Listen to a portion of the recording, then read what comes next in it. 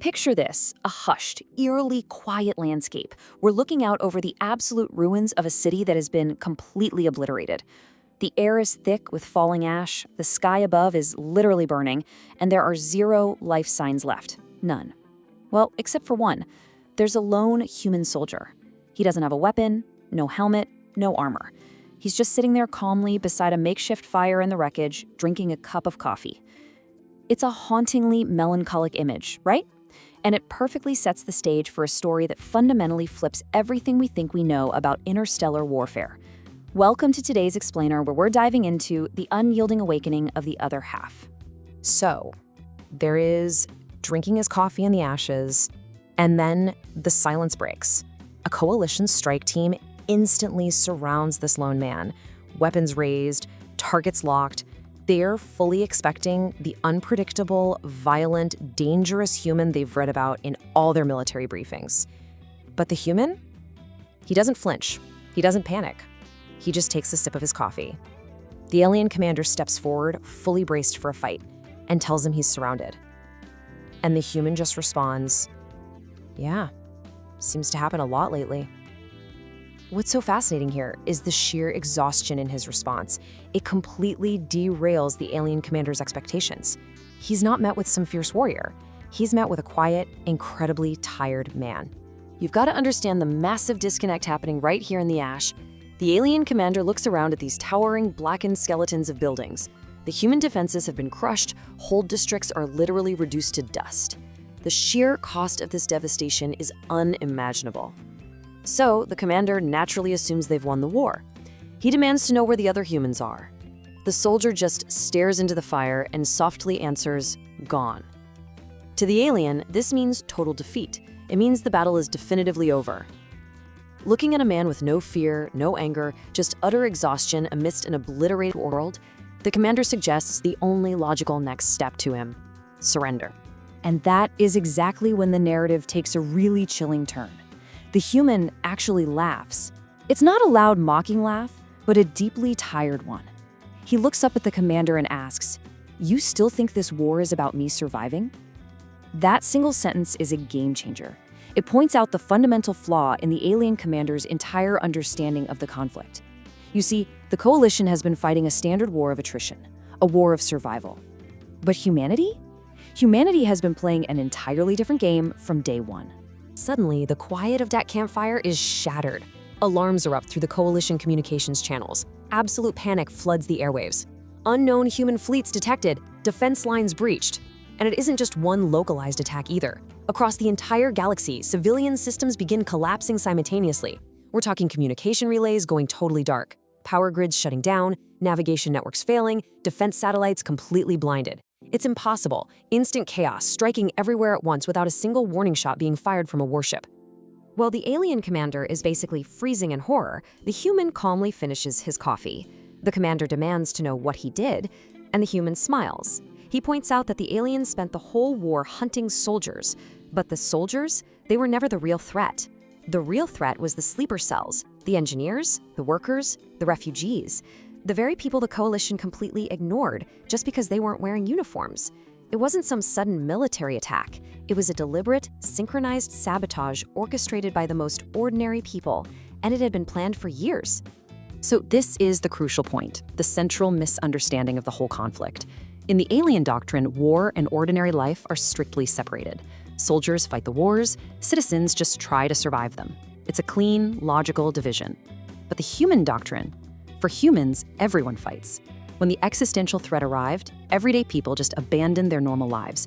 Teachers became resistance leaders, engineers became saboteurs, farmers became snipers, and parents became protectors. The aliens assumed civilians wouldn't fight, and that single assumption just cost them everything. Think about the scale of this. For years, the mighty alien coalition had been exhausting its massive resources fighting only half of humanity, the uniformed military. But now the other half of humanity had finally awakened. Emergency transmissions are literally flooding into the strike team. Entire coalition worlds are descending into absolute chaos. Supply lines are collapsing. Security systems are failing. The panic is spreading faster than the actual physical damage. The sheer overwhelming reality of an entire species rising up in unison is finally dawning on the commander. Let's bring it back to the campfire. The commander looks back at the lone human. The human slowly, very slowly, reaches into his pocket. Instantly, every weapon on the strike team aims right at his chest. But he doesn't pull out a detonator, and he doesn't pull out a weapon. He pulls out an old photograph, burned at the edges, showing a smiling little girl. "My daughter," the human says quietly. The human looks down at the picture and smiles faintly. "She used to think stars were alive," he says. "She thought every light in the sky was someone watching over us." There is this incredibly long, heavy pause. The alien commander, who is desperately trying to piece this all together, carefully asks where she is now. The human just stares into the fire and simply says, "Safe." It's a haunting, really uneasy reassurance. It's the quiet voice of a man who has made peace with a terrible, irreversible choice. The commander connects the dots. The soldier knew this galaxy-wide sabotage would happen. He knew his own city would be destroyed. The human admits they didn't just sacrifice the city, they sacrificed everything they had. And so the commander stares at the burned photograph and whispers, "All this for revenge?" I mean, it's the only logical conclusion an alien military mind can grasp. They must have orchestrated this massive collapse out of pure spite and vengeance for their losses, right? But the human's expression changes instantly. For the very first time in this entire encounter, he looks angry. Genuine, raw anger. "No," he says. He holds up the photograph of his little girl carefully. "This was so our children would never kneel to people like you." And there it is. The absolute, breathtaking personal motivation behind this total war doctrine. It wasn't about revenge at all. It was about a deep, sacrificial love. They willingly burned their own worlds to ensure that future generations would live free from submission. And this right here is exactly why humanity terrifies the galaxy. The alien commander feels actual fear crawl through his chest, not because his navigation networks are failing, but because he finally understands the enemy. Humans aren't dangerous because they're inherently violent or because they love war. Their danger lies in their boundless capacity to endure unimaginable suffering, to sacrifice their homes, their cities, their very lives, and still absolutely refuse to submit. Their willpower is just an unbreakable, unyielding force. Right at that moment, a final message begins to echo across every single coalition frequency. It's a calm, cold human voice broadcasting out to the stars. "You can destroy our worlds," the voice says, "but if even one human survives, the war never ends." The commander slowly lowers his weapon. He lowers it because, deep down in his core, he knows that this transmission isn't a bluff, it is a cold, hard fact. As long as there is a parent fighting for their child's future, the resistance will never truly die. The human quietly stands up. He takes one last look at his burning city, the ashes of literally everything he knew. Then he looks up toward the stars. He asks the commander if he knows the scariest thing about humanity. Met with total silence, the human smiles sadly and says, "We always come back." Distant explosions light up the sky once again. The coalition finally realizes they haven't just started a war. They've created an enemy that will outlive them all. Which leaves us with this incredibly powerful question to wrap up our explainer today.